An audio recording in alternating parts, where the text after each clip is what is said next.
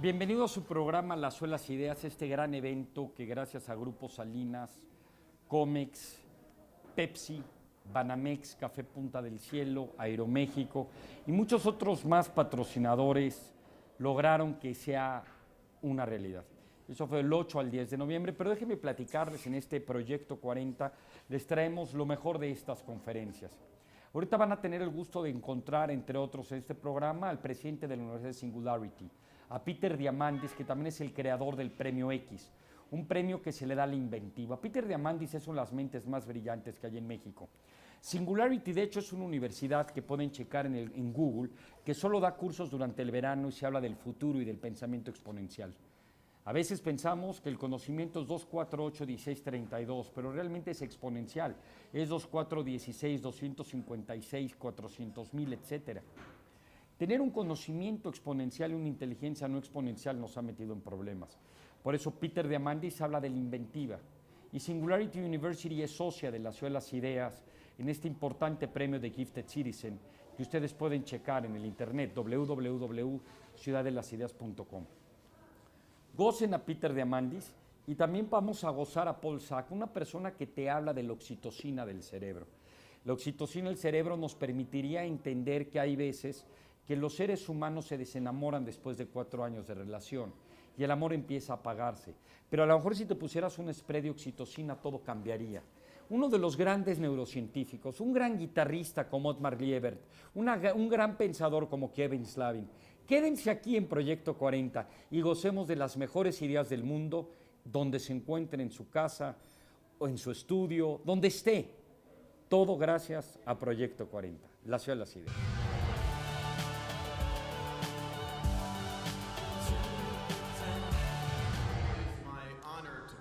Me siento muy honrado de estar aquí el día de hoy en este evento excepcional como invitado de Andrés y de Ricardo Salinas para hablarles sobre las cosas que me apasionan. Desde mi punto de vista de estudiar las tecnologías exponenciales como cofundador y presidente del Singularity University, hasta la labor que he desarrollado en la fundación del X-Prize para realmente tratar de resolver los grandes retos del mundo, yo creo que estamos viviendo en un tiempo, una época extraordinaria, donde literalmente vamos a poder resolver todos los grandes desafíos que enfrenta la humanidad. Este año escribí un libro titulado Abundance, The Future is Better Than You Think. El futuro es mejor de lo que usted piensa, que analiza el impacto de estas tecnologías que tienen un crecimiento exponencial y de cómo van a cambiar la vida de miles de millones de personas. En este libro yo planteo a la gente que estamos avanzando hacia un mundo de abundancia, y cuando lo digo, la gente dice, ¿de veras? Peter, ¿no has oído hablar de la crisis económica en Europa? ¿No has oído hablar del terrorismo aquí y allá y de los asesinatos? Y digo, caramba, estamos viviendo en una época en la que los medios son los que distribuyen drogas y las noticias negativas son la droga que distribuyen. Porque en todos los equipos que tenemos, a nuestro smartphone, nuestro tablet, la televisión, el radio, los periódicos, estamos escuchando día y noche, 24 horas al día, la misma historia, una y otra vez. Con razón la gente siente pesimismo. Con razón la gente tiene una visión pesimista, negativa del futuro. Pero déjenme mostrarles la verdad, déjenme mostrarles los datos, porque en los últimos 100 años hemos estado viviendo en una época extraordinaria. En los últimos 100 años, la esperanza de vida humana se ha más que duplicado. El ingreso per cápita en todos los países, ajustado con base en la inflación, se ha multiplicado en más de 3 veces. El costo de la comida ha bajado muchas veces, el costo de energía, el transporte 100 veces menos caro, el costo del transporte más de 1000 veces.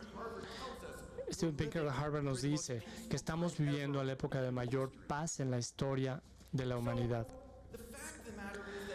El hecho es que la tecnología es una fuerza que libera recursos. En los últimos 100 años ha sido la tecnología la que ha estado impulsando esta transformación de la humanidad. Y déjenme decirles una cosa, no se detiene, se está acelerando.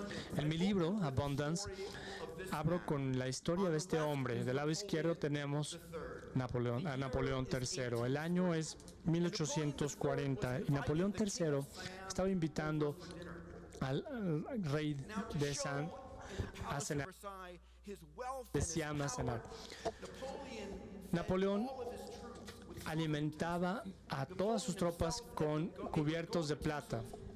Él usaba cubiertos de oro, pero al rey de Siam le dio utensilios cubiertos de aluminio. El aluminio del año 1840 era el metal más preciado en el planeta. No había un lugar en donde uno pudiera extraer aluminio puro de la tierra. Todo estaba ligado a oxígeno y a otros materiales para formar óxido. Aunque el aluminio representa 80% de la tierra en peso, era muy difícil extraer el aluminio y valía más que el oro y la plata. Es por eso que la punta del monumento Washington, en Washington D.C., está hecha de aluminio, porque en esa época era el metal más precioso del planeta. Después vino la tecnología de electrólisis que nos permitía extraer el aluminio. Y ahora pensamos con una gran eficiencia, ahora pensamos en latas de aluminio, papel aluminio. No nos importa, damas y caballeros, ese mismo mecanismo a través del cual la tecnología puede tomar algo que era escaso y hacerlo abundante, se cumple en muchos otros frentes. Pensamos en la escasez energética, pero estamos viviendo en un planeta que está bañado en energía. Cada año, 5,000 veces más energía llega a la superficie de la Tierra de la que consumimos como especie en un año. El costo de la energía solar bajó 50% el año pasado y 50% el año anterior. La cantidad que estamos produciendo está creciendo a 30% al año. Estamos viviendo en una época de abundancia energética. Y si eso es verdad, también estamos viviendo en una época de abundancia de agua, abundancia hídrica. Hablamos de la escasez de agua, pero vivimos en un planeta de agua, un planeta que está conformado 2/3 partes de agua. Sí, 97.5% del agua es agua salada, 2% es hielo y 0.5% es el agua pura por la que nos peleamos en la actualidad. Pero hay tecnologías excepcionales que están en el horizonte en forma de nanomateriales, o el trabajo del slingshot de Dean Kamen, que va a tomar el agua y la va a hacer tan abundante, ¿no? Tomarla del agua salada o de otras fuentes, igual que el aluminio dejó de ser un recurso precioso y escaso. Este hombre, un guerrero Masái, en el corazón de Kenia, con su teléfono celular, tiene mejor comunicación móvil que el presidente de Estados Unidos hace 25 años. Y esa persona tiene un teléfono inteligente, tiene acceso a Google, tiene más acceso a más información que el presidente de una nación hace 25 años. Vive en una abundancia de información y comunicación. Y adivinen qué, esos smartphones, esas tecnologías están a punto de convertirse en mucho más que un medio de comunicación. Están a punto de convertirse en nuestro doctor y en nuestro maestro. Este año, hace apenas 9 meses, estaba yo en la escena con Paul Jacobs, el presidente y director general de Qualcomm, en el CES en Las Vegas, anunciando lo que se llama el X-Prize Tricorder de Qualcomm. Este es un premio que reta a equipos de todo el mundo a construir un dispositivo móvil, algo que cualquier persona del planeta puede utilizar para hablar, porque tiene inteligencia artificial, algo que contenga una manera de hacer análisis de ADN, de ARN, para analizar las bacterias en la tos y para hacer pruebas de química sanguínea. Estos son dispositivos que van a poder hacer un diagnóstico mejor que lo que un equipo de médicos podría hacer. Y esto está a 3 años de distancia. Hoy anunciamos que tenemos 250 equipos de 30 países en todo el mundo fabricando estos dispositivos que van a transformar la atención a la salud. No de 10 a 20 años, de aquí a 10 o 20 años, en los próximos 4 o 5 años. Y esos mismos dispositivos, literalmente conectando la inteligencia artificial en la nube, a cualquier niño que tenga un teléfono inteligente podrá tener una experiencia educativa que no es posible comprar en este momento, porque literalmente la democratización del cuidado de la salud, de la educación, van a transformar a nuestro planeta. Una de las ideas más poderosas que puedo compartir con ustedes el día de hoy es el concepto de que estamos viviendo en una época extraordinaria, muy poderosa. Estas barras blancas representan la población de la Tierra. Acabamos de rebasar la marca de los 7,000 millones de personas, 7,000 millones de seres humanos en el planeta. A quienes les preocupa la explosión demográfica, por favor, no se preocupen, porque hay una cosa que ha sido comprobada una y otra vez que ha reducido el crecimiento demográfico en cualquier país. Y esto es que sus ciudadanos estén más saludables y que tengan una mejor educación. Haciendo esto, se va a cambiar esta tendencia demográfica. Esto es exactamente lo que estas herramientas de abundancia están a punto de crear. En esta gráfica, en esta barra color verde, tenemos la penetración de Internet en la Tierra. En el año 2010 teníamos un poquito menos de 2,000 millones de personas conectadas a Internet. 2,000 millones de personas que podían comprar y vender artículos. En los próximos 8 años, esa cifra va a pasar de 2,000 millones a 5,000 millones. 3,000 millones de mentes nuevas que se van a conectar al ciberespacio. Son 3,000 millones de personas a las que nunca se había escuchado. 3,000 millones de personas que nunca habían comprado nada. ¿Qué quieren? ¿Qué es lo que van a crear? ¿Qué es lo que van a descubrir? ¿Qué van a inventar?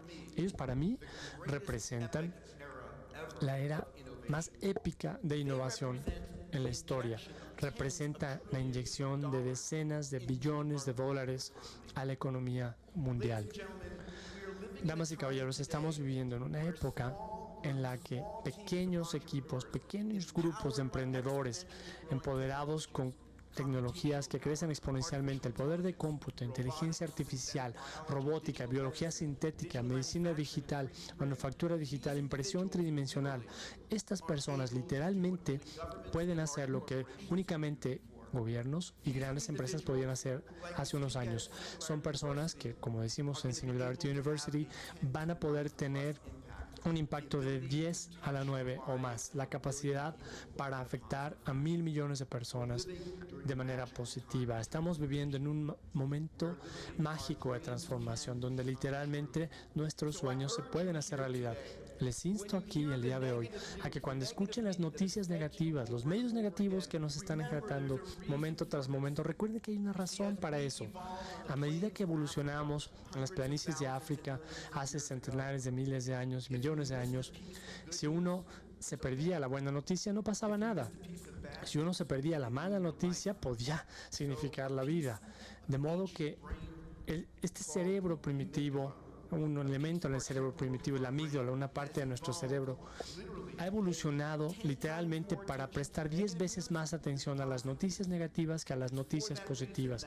Es por esta razón que la mayor parte de los medios, no todos, la mayor parte de los políticos, no todos, literalmente se dedican a decirnos primero las malas noticias para captar nuestra atención, pero hoy estamos viviendo en una época en la que las buenas noticias están creciendo exponencialmente. El poder para transformar el mundo, para hacer realidad sus sueños, literalmente para crear una época, una era de abundancia está al alcance de su mano. No hay ningún problema que no podamos resolver, no hay ningún problema que ustedes no puedan acometer de alguna manera. Por lo tanto, les insto, en vez de preocuparse, en vez de quejarse, aprovechen el poder de la tecnología, estas conexiones que ahora tenemos y resolvamos juntos estos grandes retos. Vayamos y transformemos a este planeta y hagamos nuestros sueños realidad.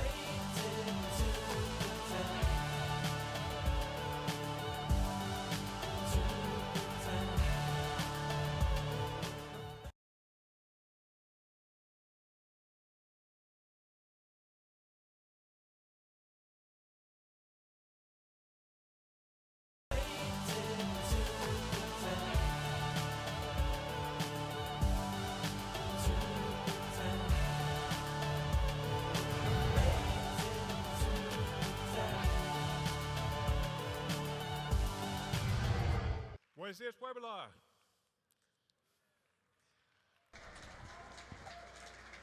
Buenos días, Puebla. Quería contarles una anécdota acerca de una mujer que entrevisté en la cárcel San Diego. Llamémosle Lisa. Llevaba su uniforme color naranja Llevaba cadenas en las esposas, en las manos, en los pies. Estábamos sentados, mis rodillas casi tocando las suyas. Lisa es una mujer de 40 y tantos años. Había confesado haber vendido metanfetaminas. Indigente, se mantenía a sí misma vendiendo metanfetaminas. Era la 12ª o tercera vez que estaba en la cárcel y le pregunté cómo es que había llegado ahí, cómo podría cambiar. Empecé a entrevistarla. ¿Cuándo empezó usted a consumir marihuana? A los 13 años. ¿Cuándo empezó a fumar metanfetaminas? A los 13 años. Dije, ¿qué pasó en su familia a los 13 años? Y me dijo, mi mamá consumía metanfetaminas y necesitaba una compañera de parranda y pues, entonces ella fue la que me introdujo a las metanfetaminas. Y después Lisa empezó a llorar y me dijo, y ahora cuando mi mamá me llama a la cárcel y me dice, te quiero, no le puedo decir que yo la quiero, no se lo puedo repetir. Entonces, rompiendo todo el protocolo médico, le dije, no creo que tengas que decirle que la quieres, tu mamá te hizo una cosa horrible. Lisa había sido violada por las metanfetaminas, se había prostituido por las metanfetaminas, se había casado un hombre que también era drogadicto, que la golpeaba. Una vez le fracturó el cráneo, casi la mata. Tenía 2 hijos adolescentes que vivían con parientes muy lejos a los que nunca veía. Esta anécdota ejemplifica, ilustra 2 puntos, 2 mensajes importantes. Uno, ¿cómo es posible que una madre haga algo tan terrible a su hijo, a su hija? A los hijos a los que amamos, a los que adoramos tanto. ¿Cómo es que puede llegar a fallar ese sistema? Pero en términos más generales, ¿por qué es que somos amables con la gente? Yo veo un grupo de gente maravillosa, amable, la están pasando muy bien. Hay un par de personas hasta atrás que no se ven como muy buenas gentes, pero todos los demás parecen ser buenas gentes, se le están pasando muy bien, están sentados junto a extraños. ¿Cómo es que hacemos que pase algo así? He dedicado 10 años en mi laboratorio en el campo a hacer experimentos para entender por qué tenemos moral, por qué somos buenos con la gente. Entonces, identifiqué una molécula que es la oxitocina. Anteriormente se asociaba únicamente con la lactancia como parte de nuestro sistema reproductor.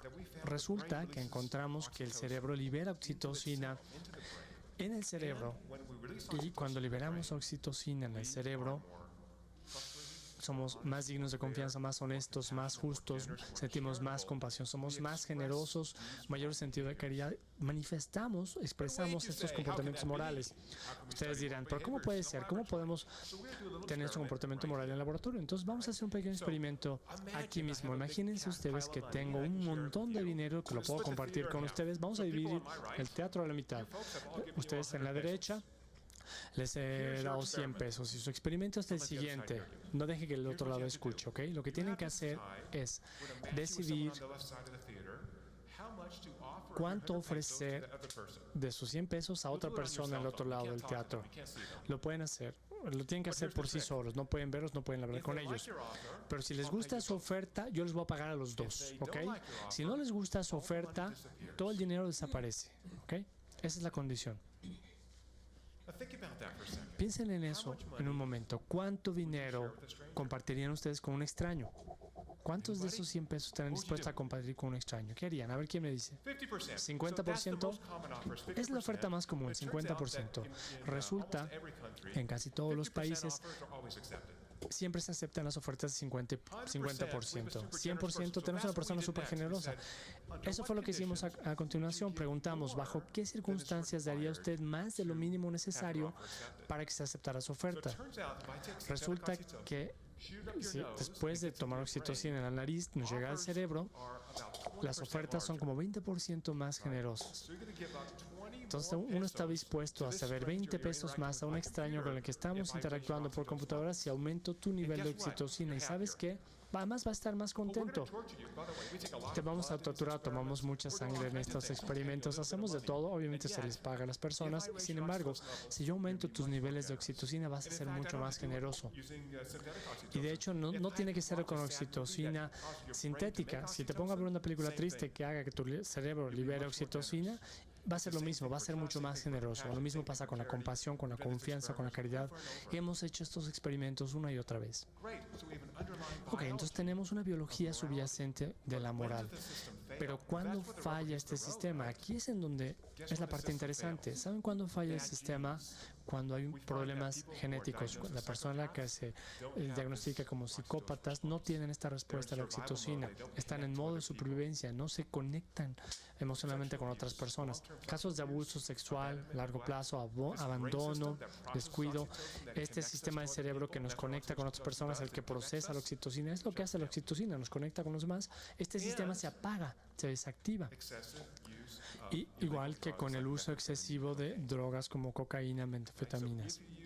Si ustedes consumen metanfetaminas una y otra vez, consumen este sistema, destruyen este sistema en el cerebro que nos hace sentirnos bien para hacer el bien. La evolución, por lo tanto, nos ha diseñado con un sistema en el cual yo hago amable para las personas a mi alrededor.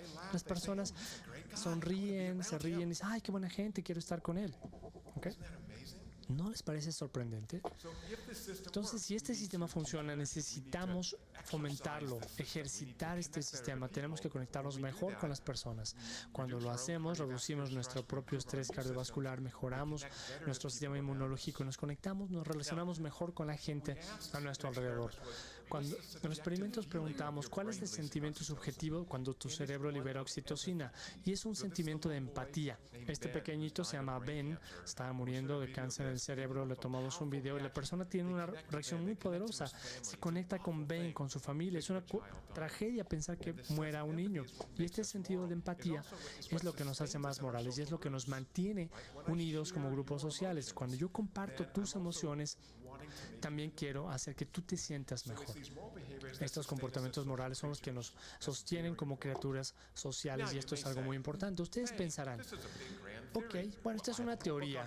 Bueno, tengo todo un libro al respecto, pueden ustedes leerlo. Hay muchas publicaciones científicas que lo sustentan, pero déjenme compartir uno de los experimentos más interesantes que he hecho para probar si este resultado es universal, si todo el mundo en el planeta tiene este sistema de la oxitocina. ¿Podrían poner el video? Vamos a ver si podemos ver el video. Este es un experimento que hicimos en Papúa Nueva Guinea. Lo hice con 20 hombres, 20 varones que vivían en la selva, en el bosque tropical, que nunca habían visto un doctor, que nunca habían ido al dentista.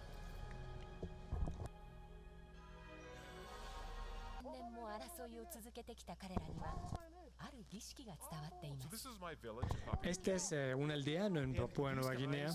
Estas personas tienen esas danzas rituales desde hace miles de años.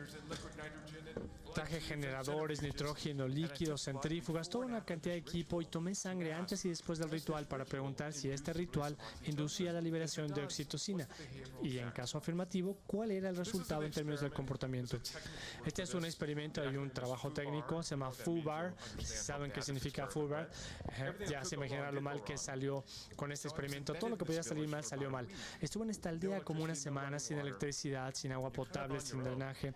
Uno está en despoblado. Descubrimos que para este ritual no solo se libera oxitocina, también descubrí que este experimento era para mí sumamente importante. Una vez estaba yo en esta aldea, una vez que llegué a conocer a la gente, muy pronto empecé a preocuparme por ellos, empecé a quererlos y después a mí mismo. Y le llamaba a mi aldea, mi jefe tiene su teléfono celular y me llama, ¿no? Y maravilloso. Incluso en ese contexto, en donde tenemos personas que están aisladas del resto del mundo, han encontrado una forma de ejercitar este sistema de la oxitocina, de conectarse entre sí, con su comunidad, y cuando lo hacen reportan así: cuando hago este baile, siento que formo parte de la historia de la aldea, que soy un miembro importante de la comunidad. Quiero dejarles con algunas ideas acerca de cómo ustedes también pueden construir estas comunidades. Lo que hemos visto, lo que se reporta en el libro, es que la oxitocina genera un ciclo virtuoso. Cuando yo libero oxitocina, siento empatía. Cuando soy empático, tiendo a comportarme de maneras más morales. Una de estas es la confianza. Resulta que la confianza es uno de los predictores más importantes para entender por qué los países son prósperos. Cuando la confianza es elevada, hay más transacciones económicas, lo cual reduce la pobreza. Y a medida que más y más gente sale de la pobreza, tiene el lujo de liberar más oxitocina. El estrés es un inhibidor de la oxitocina, nos pone en modo de supervivencia, donde no nos conectamos con los demás. De modo que una vez que empezamos a liberar oxitocina, se vuelve más y más fácil liberarla. Construimos una ciudad que está más interconectada, más empática. Y de hecho eso fue lo que hizo Lisa, esta prisionera que les comentaba, terminó su sentencia y fue a un estado en el medio oeste donde vivían sus hijos con sus parientes. No puede cuidarlos, pero está reconstruyendo su relación con sus hijos. Si funciona para ella, puede funcionar para todos nosotros. De hecho, a mí me dicen el Dr. Love, el Doctor Amor, porque la oxitocina es la molécula del amor, así se le llama. Nos ayuda a cuidar a nuestros hijos, a nuestros cónyuges. Dejen que el Doctor Amor les dé 2 sugerencias el día de hoy. La primera es que el amor no es una palabra extraña, rara, que no tiene una base, un fundamento. El amor es parte de nuestra naturaleza humana y evolutiva. Estamos diseñados para ser criaturas que aman, y entre más amemos, más podremos amar. La segunda sugerencia es ¿cómo se hace? Hemos mostrado en experimentos que se puede incrementar la liberación de oxitocina a través del tacto. Mi prescripción, mi receta para ustedes, como el Doctor Amor, es 8 abrazos al día. Mientras estén aquí, vamos a tratar de conseguirnos 8 abrazos al día para empezar este círculo virtuoso de liberar oxitocina. Ustedes van a estar más contentos, la gente a su alrededor va a estar más contenta y vamos a poner en marcha un círculo virtuoso en donde estamos construyendo una sociedad como la sociedad en la que queremos vivir. Les exhorto a que lo hagan hoy. El Doctor Amor les desea que tengan un día maravilloso. Muchas gracias.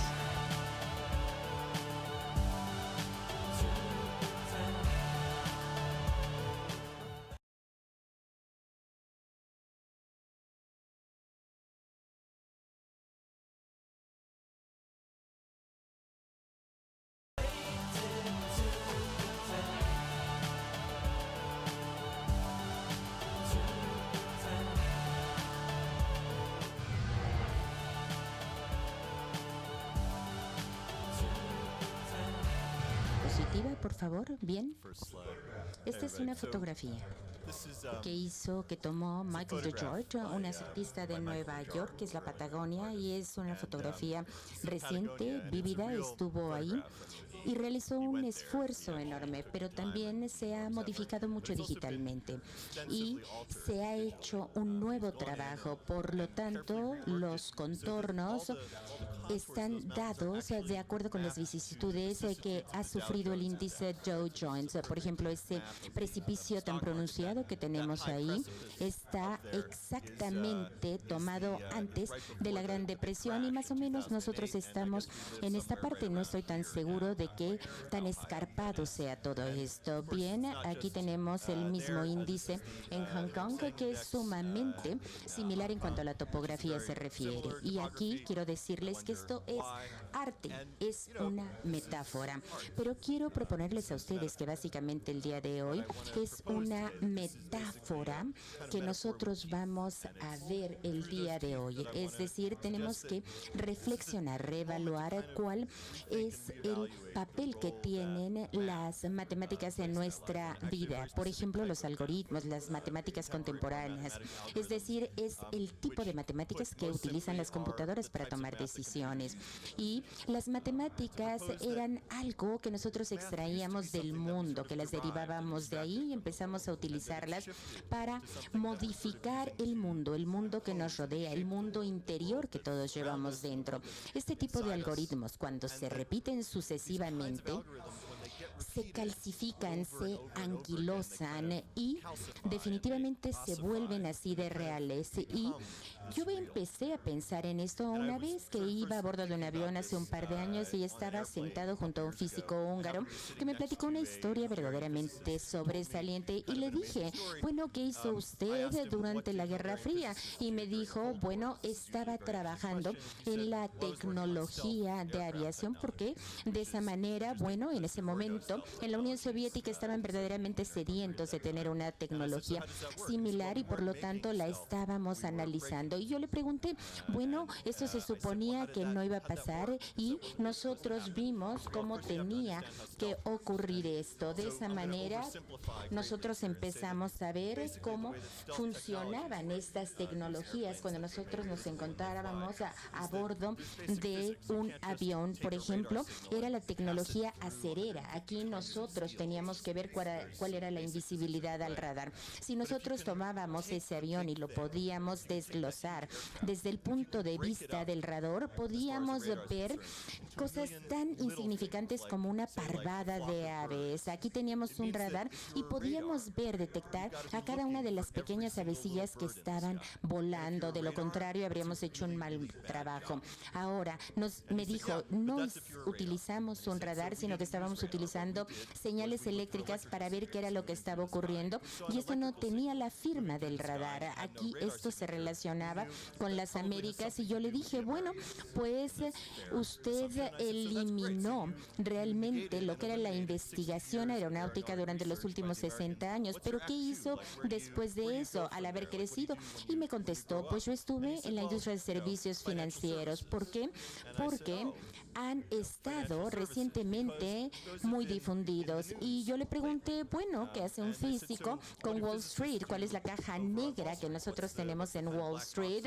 Y él me dijo, bueno, en realidad esto fue muy curioso porque era exactamente como la caja negra que tenemos a bordo de los aviones y era tener una semejante para lo que ocurre en Wall Street. Es decir, es un gran negociador institucional, me dijo, y al mismo tiempo esto es muy semejante a lo que nosotros tenemos cuando hacemos también algoritmos aeronáuticos. Es decir, cuando nosotros vamos a negociar 1 millón de acciones, vamos a decir de Procter & Gamble en el mercado, en la bolsa, es como un avión, es decir, no podemos permitir que los demás vean esto, por lo tanto esto debe ser invisible, debemos utilizar muchísimos algoritmos y dividir esto en millones de pequeñas acciones para que haya un camuflaje financiero. Y después empezamos a ver la belleza de todo esto, es decir, que las mismas matemáticas que nos permiten desglosar todo esto en pequeños fragmentos son las mismas que nosotros utilizamos para detectarlos. Así que si necesitamos una imagen de lo que es la bolsa de valores, por ejemplo, el 70% del mercado de valores de todas las acciones negociadas se negocian de manera algorítmica a través de este tipo de matemáticas. Bien, lo que puede salir mal, por supuesto, en una situación de este tipo, es que podemos tener una recesión terrible. Por ejemplo, en el año de 2010 esta se dio y es el resultado inevitable de este tipo de comportamiento. Es lo que ocurre cuando la complejidad de la bolsa de valores per se empieza a rebasar la capacidad que nosotros tenemos para entenderla. Cuando nosotros entendemos cosas que leemos, eso es fácil, pero cuando ya no es posible, entonces empezamos a perder contexto. Por ejemplo, el 90% de la bolsa de valores puede desaparecer y por eso nosotros tuvimos esta recesión terrible de los 2 minutos con 45 segundos. Es decir, esto fue simple y sencillamente lo que ocurrió. Esta es una de las consecuencias inevitables por las que nosotros no podemos leer lo que es ilegible. Es decir, aquí ya no podemos leer de manera colectiva y por lo tanto las cosas se vuelven invisibles e ilegibles para nosotros. Y hay muy pocas personas que están trabajando en este problema, en este consciente colectivo. Tenemos un grupo de científicos en Chicago que realmente pueden acceder al mercado y empiezan a ver qué es lo que está ocurriendo en él. Cuando encuentran un algoritmo, lo toman, lo sacan y dicen, ok, pueden identificarlo y pueden decir, bueno, vamos a hacer lo que siempre hemos hecho y lo podemos también llegar a negar. Es lo mismo que ocurre con las constelaciones del universo, es decir, cuando se toma conciencia sobre ellas, a esto nosotros le llamamos el cuchillo, el carnaval o el shuffler, que en un momento dado nos permite barajar la situación, o también el crepúsculo, pero esto no está funcionando tal y como debería funcionar en los mercados. Así que vean ustedes, este libro es un libro sobre la genética de las moscas. Estuvo a la venta en Amazon y se vendieron más de $1,730,045.91 y llegamos a una cifra verdaderamente importante, más de 23 millones de copias. Es exactamente lo que nosotros vimos cuando hubo esta recesión terrible. Es decir, aquí tenemos una serie de algoritmos que se están buscando entre sí cuando no tenemos ninguna supervisión de ningún tipo, ni humana ni en función de las máquinas. Aquí podemos hablar acerca de plenitud. Por ejemplo, podemos hablar acerca de Netflix.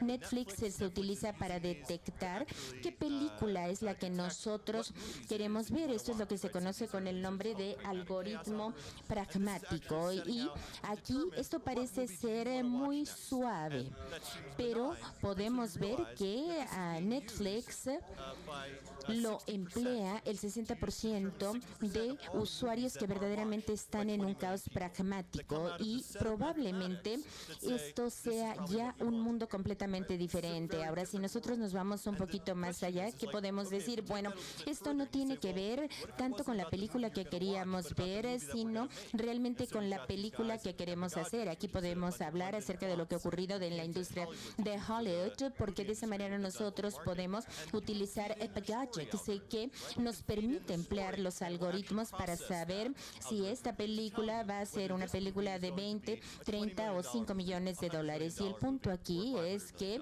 en Google, por ejemplo, podemos utilizar esto, pero no solamente a manera de información, sino a manera de cultura. Y aquí lo que ustedes ven es la física de la cultura. Y cuando se caen estos algoritmos, tal y como ocurrió en Wall Street, es que debemos preguntarnos qué es lo que podemos hacer en este sentido. Y esto realmente se ha adentrado incluso de nuestros hogares. Aquí tenemos, por ejemplo, a los robots Roomba, que están tratando de hacer prácticamente lo mismo, porque tenemos ideas muy diferentes de nuestros hogares. Estas son una especie de arquitectos secretos y nos pueden decir cómo diseñar mejor nuestras habitaciones, nuestra recámara. Y aquí, si nosotros queremos seguir utilizando estos algoritmos, podemos utilizar este elevador que nos permite controlar lo que nosotros vamos a hacer antes de incluso entrar. Es decir, en vez de decir, bueno, vamos a dejar que todo mundo se meta a un elevador y se vaya al piso 14 o al que quiera, nosotros vamos a seleccionar a la gente. Entonces, ahora cuando la gente ve esto, verdaderamente se aterroriza, porque vemos que hay un par de cosas que faltan en este elevador, como por ejemplo los botones del elevador, y tenemos nada más un monitor que está cambiando los pisos y en un momento dado dice, bueno, está lleno. Esto es una especie de dialecto por computadora, pero lo debemos utilizar de manera que verdaderamente nos dé un significado. Para eso tenemos que regresar a Wall Street, y aquí es donde vemos que los algoritmos tienen sus propios diseños, sus propios circuitos vecinos, tienen que ser más rápidos de lo que ustedes pueden pensar y tienen que medirse en nano y en microsegundos. Por ejemplo, tenemos aquí milisegundos, pero eso en Wall Street puede dar como resultado una recesión terrible. Y no importa que estemos hablando aquí de 10 cuadras, esto es un tiempo que es difícil de percibir, y hay mucha gente en Wall Street que está corriendo este tipo de algoritmos y se están metiendo en muchos problemas. Es decir, aquí esto tiene que ver con la Internet. Podemos considerarla como un sistema de amplia distribución, pero aquí lo que ocurre es que se distribuye en Manhattan, por ejemplo, de este hotel que tenemos en el centro de la ciudad, y si estamos corriendo los algoritmos y queremos que funcione funcionen, tenemos que ubicarlos exactamente donde deben estar. Entonces, los algoritmos tienen su propia zona circunvecina y las arquitecturas realmente ahora nos permiten ver cómo debemos utilizar ciertos materiales y distintos stacks de servidores. Estos son los motivos fundamentales, porque esto realmente nos lleva a ver que en un momento dado no podemos extraer el mismo nivel de utilidades que podemos sacar con Twilight. Así que aquí nosotros vemos este tramo que tenemos entre Chicago y Nueva York, y aquí, para que corra un cable entre estas dos ciudades y pueda llevar esa señal, tenemos que pensar que esto jamás será leído ni entendido por un ser humano. ¿Por qué? Porque estamos aquí rebasando a Internet. Entonces, nada más para Carnival, nada más para Naive, vamos a tener que estar conscientes de que cuando nosotros consideremos que si vamos a dinamitar, por ejemplo, una parte de Estados Unidos, vamos a tener 13.3 milisegundos, que es lo que va a tardar en extenderse un cable de Chicago a Nueva York. Y por ejemplo, aquí podemos hablar acerca de una arquitectura informática con escala planetaria para realizar estas negociaciones electrónicas en todo el mundo. Por supuesto que esto nos habla de cosas cuánticas extraordinariamente complicadas, pero yo no puedo leer este mapa, y lo que nos dice este mapa es que si ustedes son una persona que esté en uno de estos puntos rojos y quiere hacer una negociación con otra persona que esté ubicada en el punto azul, lo tendrán que hacer de la manera más rápida posible. Y si hacemos esta negociación inmediata, pues entonces a lo mejor nos vemos varados en el centro del océano. Por lo tanto, tenemos que tener plataformas, etcétera, para saber cómo vamos a sacar dinero, incluso pensando en estos algoritmos. Pero aquí el dinero no es la parte fundamental. Es decir, aquí tenemos que pensar en cómo vamos a cambiar el planeta, nuestro planeta, con esta eficiencia algorítmica. Y si ven ustedes aquí, cuando vemos estas montañas que se encuentran cerca de los Himalayas, tenemos que ver cuál fue la profecía que nosotros vimos desde la época tectónica. La Tierra siempre ha sido conformada por la naturaleza y por el hombre, y ahora tenemos fuerzas que evolucionan en paralelo, y de esa forma vemos que esto es lo que ha conformado nuestro planeta y nuestras vidas.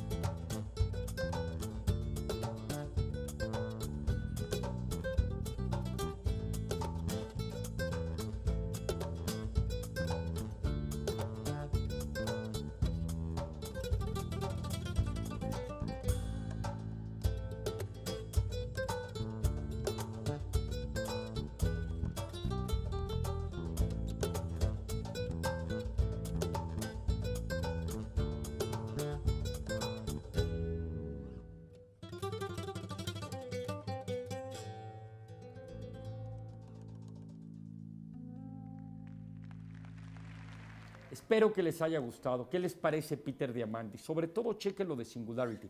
Peter Diamandis tiene un libro muy recomendable que se llama Abundancia, del cual se habló, donde su hipótesis principal es antimalthusiana. El problema no es de que la gente crece y la población crece y se reproduce exponencialmente y que haya escasez en el futuro. El problema verdadero de la sociedad del siglo XXI y lo que sigue tiene que ver con la accesibilidad de nuevas tecnologías a poder aprovechar los recursos existentes del universo. Peter Diamandis, de hecho, tiene vuelos hacia meteoritos para poder sacar determinados minerales y elementos y poder tener una vida mucho más longeva y una mejor condición de vida. Este gran libro de Abundance se los recomiendo en particular, sobre todo cuando nos damos cuenta que el problema no es la falta de agua, sino la accesibilidad que el agua salada se convierte en agua potable. Espero que hayan gozado a estos grandes pensadores y mentes provocadoras en la Ciudad de las Ideas. Quédese en Proyecto 40.